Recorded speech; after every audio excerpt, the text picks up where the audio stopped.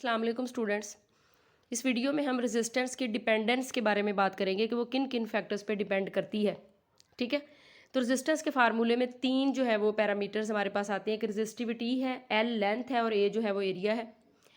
अगर हम जो है वो किसी भी मटेरियल की रेजिस्टिविटी जो है वो चेंज करते हैं, यहाँ से हम रेजिस्टिविटी बढ़ा रहे हैं तो रेजिस्टेंस जो है वो डायरेक्टली इसके ऊपर डिपेंड करती है। रेजिस्टिविटी कम होगी तो रेजिस्टेंस भी कम होगी, रेजिस्टिविटी ज़्यादा होगी तो रेजिस्टेंस भी ज़्यादा होगी मटेरियल की। ठीक है, दूसरे नंबर पे अगर रेजिस्टिविटी कांस्टेंट है, रेजिस्टिविटी को हम कांस्टेंट रखते हैं तो यहाँ से हम लेंथ को जो है वो चेंज करते हैं। ये देखिए सिलेंडर की लेंथ चेंज हो रही है और साथ जो है वो रेजिस्टेंस जो है वो भी इंक्रीज़ हो रही है। यहाँ पे सिलेंडर की लेंथ कम हो रही है, साथ रेजिस्टेंस जो है वो भी कम हो रही है। ठीक है, तो रेजिस्टेंस की लेंथ पे फिर डायरेक्ट जो है वो डिपेंडेंस आ गई कि जितनी ज़्यादा लेंथ उतनी ज़्यादा रेजिस्टेंस।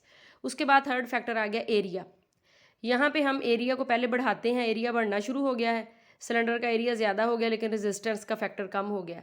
यहाँ पे हम एरिया को कम कर रहे हैं, सिलेंडर का एरिया कम होना शुरू हुआ है लेकिन रेजिस्टेंस जो है वो बहुत ज़्यादा हो गई है।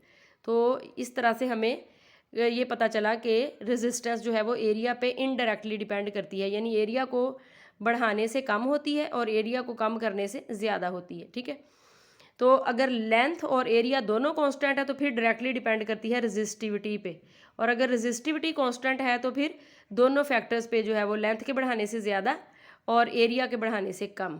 ठीक है, इस तरह से तीनों फैक्टर्स पे जो है वो कैसे डिपेंडेंस है वो हम चेक कर सकते हैं कि रेजिस्टेंस कैसे डिपेंड जो है वो इनके ऊपर करती है।